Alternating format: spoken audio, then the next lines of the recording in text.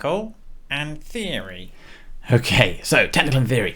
Now, last time we met, last lesson, we started to look at keys and what it meant to be in a key. So very quickly, what did we do last week? Let's do a quick recap, shall we? Let's go to this one here. Now, just remember, we talked about tones and semitones. So a semitone was the smallest step on the piano.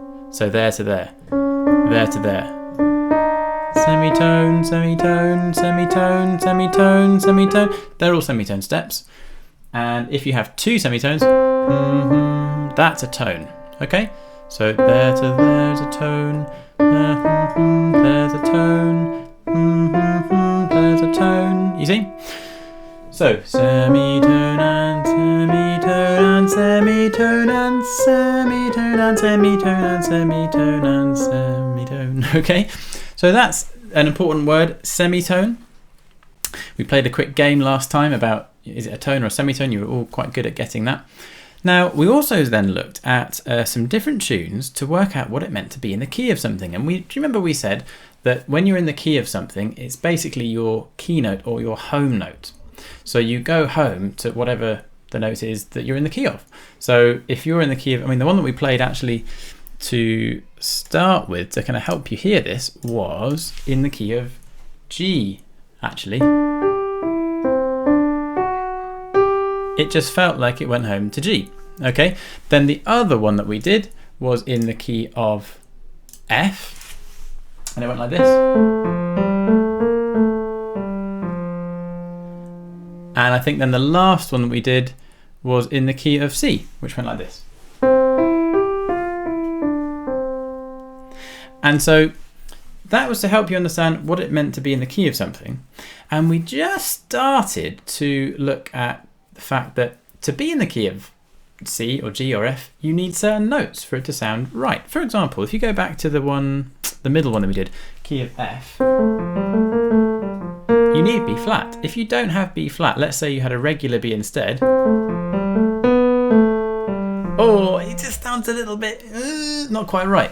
And equally, if you have the key of G, what do we need for the key of G? F sharp. If we didn't have F sharp, it's kind of not quite right. Doesn't quite pull home to G.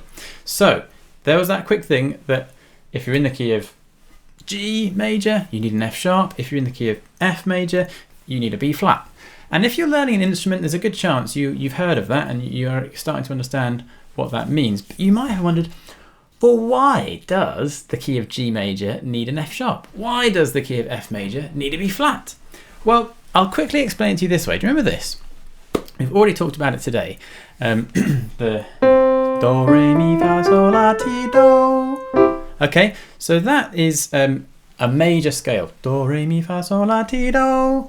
And I've said to you before that do can be any note. So in that case it was C, but it could be a different note, it could be G. Do, re, mi, fa, sol, la, ti, do. Could be A. Do, re, mi, fa, sol, la, ti, do. Could be anything, okay? But if you're listening to that I'm singing, you'll notice actually they sound kind of similar. Yeah, they're in different places, but it sounds similar because the pattern is the same. Let me quickly show you what the pattern is. Oh, I'll tell you what, I'll show it to you there. Voila. What's this? Well, this is the pattern of a major scale. Shall we look at that and make sure it's true? Let's look on here. By the way, the T is for tone and the S is for semitone. Tone, tone, semitone. That was TTS. Tone, tone, tone, semitone. So that's how we get, a C major scale. If we start on the, which one should we do next? Let's do the one in G major. T, T, S, T, T, T, S. So you see, that's why we need an F sharp. Because if we didn't have the F sharp, we wouldn't have that tone where it needs to be to make a major scale. And then if we have a quick look at, let's make it F major. Tone, tone, semitone. Tone, tone, tone, semitone. Again, the B flat we needed Otherwise, we wouldn't have had the semitone in the right place. So very, very quickly, that's kind of why we have this, the sharps and flats. So the last thing I want to say about this, before we move on to Bach and all of that exciting stuff, which is going to be the bulk of today's lesson, you can basically take any song and play it anywhere on the piano in any key. I mean, for example, if you take a simple tune, Twinkle Twinkle Little Star, for example. Okay, let's look at Twinkle Twinkle Little Star, shall we? And first of all, let's put it in the key of C major. So this is what probably most of you, if you have played it on the piano, you've probably played it in C major. Twinkle, twinkle, little star, you know how I wonder what you are. Do, do, so, so, la, la, so, fa, fa, mi, mi, re, re, do. Okay, fine, that's C major, all white keys. What if we were to play in a different key? Why don't we play in the key of G major? So we'd start on G. Is it just a case of playing through, starting on a different note? Well, let's try it, shall we? Little star, how I wonder what you are. Actually, yeah, it is. Easy. We have just done our first transposition. That means change key. Same tune, different key. But now, here's where it gets a bit interesting. If you change it to F major now, remember, we are in the key of F major now, which means we need a B flat. So if the B flat shows up in the melody, we're going to have to remember it. We can't just play a regular B because we're in the key of F major. So let's do Twinkle Twinkle Little Star and see if that comes into the melody. Look. Aha!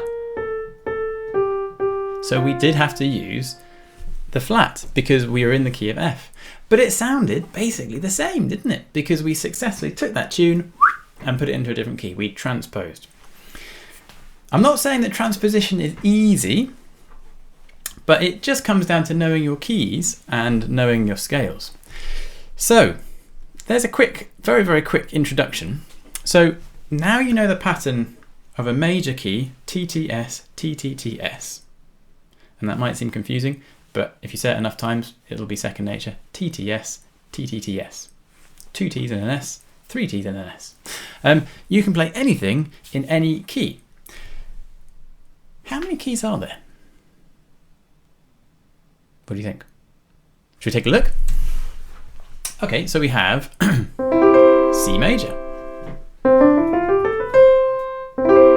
C minor.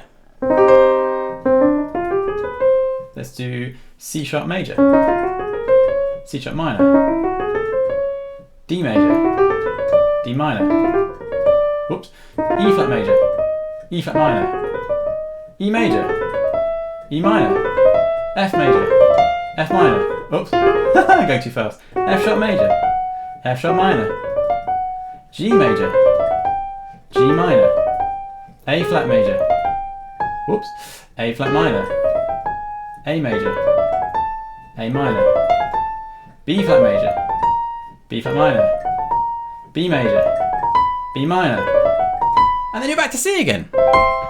So how many were there? Well, it's basically as many as there are keys. Look, 1, 2, 3, 4, 5, 6, 7, 8, 9, 10, 11, 12. And then you're back to C again. So there are 12. So someone has done the maths in the comments and said 24 because you have 12 major keys and 12 minor keys.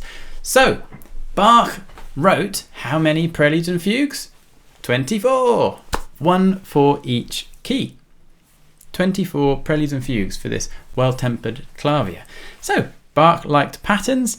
He wrote 1 prelude and fugue for every key. That's all gravy. Goodbye, end of today's lesson. Wait, no it's not. There's more. Because last time I did mention to you that this was the well-tempered clavier. Now we all said that the clavier was basically a keyboard instrument, right? So what's that well-tempered bit about? Well, basically, it was a relatively new 12-note, as we've just mentioned, tuning system that is still in use today. And it's called equal temperament, well-tempered, equal temperament. That's what it is. So what is it and why do we use it? Well, that's what we're going to talk about today. And I know some watching will be older children, so kind of get ready to have your mind blown about this. But some of you are a bit younger. Don't worry, I haven't forgotten about you. I'm going to keep this moving, keep it lively, and do some fun things to keep you with us. Don't worry if you don't understand everything. The idea of this lesson is to kind of spark an idea in your heads and get you thinking, oh wow, there's a lot to this music thing. And I know you're a clever bunch. You will probably want to do some more digging yourself. That's when the real learning begins. But anyway, we're going to do everything that we can. To start off, let's have this next section.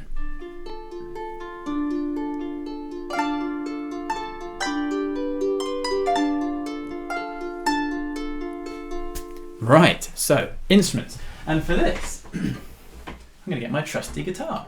And at this point, I should point out, I'm not a guitarist. I do play a little bit just for fun now and again. But really, I'm just doing this to show you stuff about strings, okay? So the cool thing about strings and sound is that when you hear, if I just pluck a string, okay, that's an E. There's an E again, okay? But actually, you're not only hearing this E. You're hearing quieter sounds called overtones. Many people don't realise this. So the cool thing about guitar is that you can play these you can hear these overtones, and we can call these harmonics, what we're going to talk about today. And I want to show you. Some of you might know this, but I think a lot of you might never have seen this. When you think about the length of the string, you just about see the string goes from here to here on the guitar. Okay, do it like that. That's better. And so that's that string there. Now here's the cool thing. Okay, when you take a string, let's take this string, and you halve it in length, and I do that here by just gently resting my finger at that halfway point. You can kind of see it's about halfway, can't you? Listen to the effect. So, finger off, halve the string. Isn't that cool? So, can anyone hear what note that is? This was the E. What's this?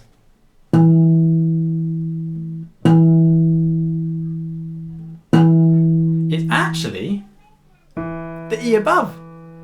It's an octave above. Oops. Okay, it gets more exciting than that. Let me just find my, hang on a sec. Yeah, so that was the first one.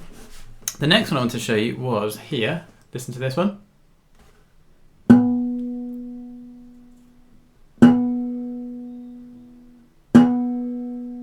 Now, this, I've actually split the string into thirds. I can do it up here, I think. There you go. You can go the other end as well, either end. You split the string to thirds. And so that original sound, I've split the string to a third. And what do we get? So E.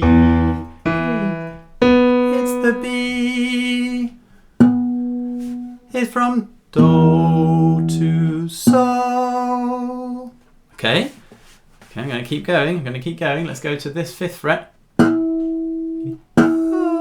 That's another Do. So we have the low Do, the Do above, the Do above that. Now this is where it gets crazy. If I go onto the 4th fret, what's that? Oh, it's quite hard to get this one. That's a Mi, Do, Re, Mi. It's the 3rd. So, where are we? Now, what's going on there? That is really, really kind of fascinating stuff. It's not just a guitar thing. We're talking about kind of acoustic theory and all that stuff. I mentioned last week about Chrome Labs. I'm going to quickly. I said, what's the link with this? Well, if I show you here, there you go. If you look up on Chrome Labs harmonics, so you may not have a guitar to try this on. If you look up harmonics, this is actually based upon an F, a slightly different note from what I was just doing, but that's the first string. And now if you halve it, notice, you see, it's an octave above. That's the sol. And then that's the octave above there. And then this was the, where are we on there? There's the mi, and then here is that sol again. So anyway, makes a beautiful sound when you combine them. You can play around with that, but there's an amazing thing happening, and it's all this kind of mathematical beauty really to it all.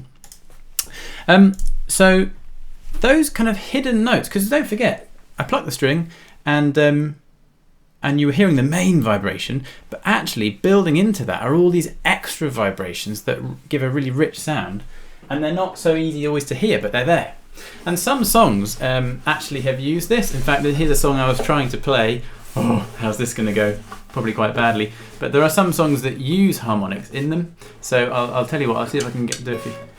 See if I can do it for you. I'm trying to get it in shot so it's awkward angle.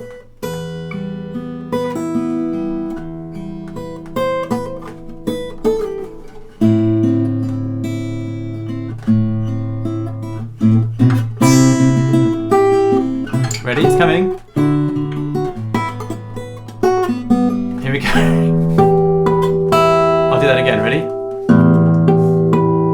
That's a bit better. Can you hear those harmonics? That's an open string, and then I've got harmonics on the higher strings.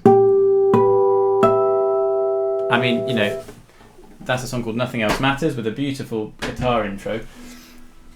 Other people play it much better than me. Listen out for the harmonics the next time you hear the song. So, yeah, you can have a look on the Chrome Labs. What we're trying to say is there's this kind of built-in thing going on with strings and all this clever stuff that naturally you have all these extra overtones and harmonics. But here's the thing. If you thought, oh, ha, ha, I'll be clever and I will take this and I'll go, oh, what was this one again? So this is the oh, I know this is the B. Oh, so I'm going to tune my B string up here to that note and so on. If you do that, what you end up with is a guitar that is actually kind of out of tune.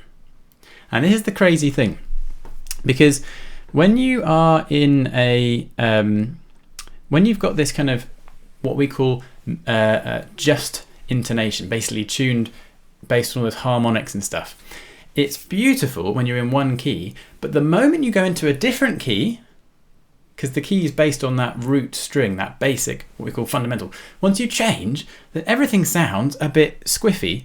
And I want to show you this because on my digital piano, okay, what we have at the moment, I'm going to just play this to you, and I hope that this kind of makes sense. Right, okay, so at the moment, we have a tuning called equal temperament, which I haven't really explained completely yet. I'm going to talk about that in just a second. But we can do all sorts of things. We can introduce notes that aren't in the key, and it's fine. But let me play and do this. Look, I'm going to change to this kind of natural tuning that we call just intonation. We're using all that kind of harmonic stuff. And you're going to enjoy this. It's going to be quite quick. Okay, all fine. Staying in C major, all fine. Sounds a bit different because we're not used to it, but now listen to this. Oh! Ouch! Oh! Later on. Oh! You see? So the problem surfaces when you start to go into different keys and you think, oh no, we just can't do it. We just can't do it. So, let's just slow down a bit. Slow down a bit. Basically, the solution to this was what was called equal temperament, okay? And this is what this whole Bach well-tempered clavier thing was about. That what we do is we take, boom, an octave and we split it into 12 equal steps. 12 equal steps. 1, 2, 3, 4, 5, 6, 7, 8, 9, 10, 11, 12. That's what we do for this equal temperament. And that's something that when you're doing this just intonation, that isn't actually how they all split up. So you have to, detune different So just to show you this, right? Okay, let's have. I think I can explain this better like this. So if you remember we had that open string there, and then that one there. Remember was the mi. Kind of hard to hear. Can you just about hear it? Now, have that in your head. On the piano, I'll tell you what that would. So this is the. So what we do. Okay, that's the note that we have here. But listen.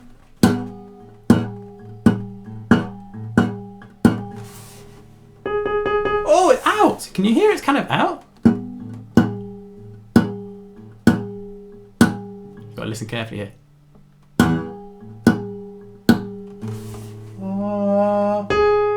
Oh, it's okay. Okay, so it is a small difference, but that small difference is what you're hearing. When I was doing that thing a second ago, oh, it sounded out of whack. That's what you're hearing. There's the difference. So when we tune the piano, we just tweak all the little intervals so that you get 12 equal steps. It's a bit like, you know, if you've got a pie. Let me explain it to you by means of a pie, okay? Like an actual tasty, yummy pie. And you know, you might have a pie where it's got like the crust around the edge and it's got those bumps, yeah? And if you want to cut that into, you've got 12 friends over, and you want to cut it into 12 pieces, and of course you don't want to lose friends, so you want to make sure they're the same size, don't you? But as you kind of run your cutting knife around, you'll find that the knife will kind of naturally slip into certain ridges in the crust. Are you kind of with me on that? Bonk. So if you just follow where those ridges would go, you'd get 12 pieces that were almost the same size, but not completely the same size, because that's just where it naturally split up. But if you wanted to be a mathematician about it, no, I wanted to be exactly 12 slices, exactly 10. Doesn't matter where the crusts are. I want it to be 12 equal slices. That is equal temperament. That's what we do. We cut it into 12 equal slices. Whatever naturally music wants to do, we do that so that everyone's happy. It's the best way I can explain it to you. And the thing is that this piece, the Well-Tempered Clave, it was kind of like, way, look what you can do with this new tuning system. You can play in any key you like, and it works. So that's what Bach did. But here is the question. Did Bach invent that? Well, we need to have, a little section for our fun fact. Would you like this next section? Let's have this one. Interesting. Music through the ages. So, a quick fun fact that actually, no, it wasn't Bach. In fact, do you know much about Chinese history in terms of music? I mean, the Chinese, ancient Chinese, as the modern Chinese really, are a very, very clever bunch, and often would find and invent things far before Western countries would discover them or create them. And this chap called Zhu Zaiyu. Do you want to just try saying his name? Zhu Zaiyu. Zhu Zaiyu. There you go. You can get quite close. So he actually lived a little bit before Bach, and this is where he lived in Qinyang in Henan province. But you know, I've got a little picture here. Can I show it to you? Whoops, here we go. And I want you to look carefully at this for me. This is something that he created. Count how many pipes. These are pipes that you see on the screen. How many pipes are there? Who can tell me the answer?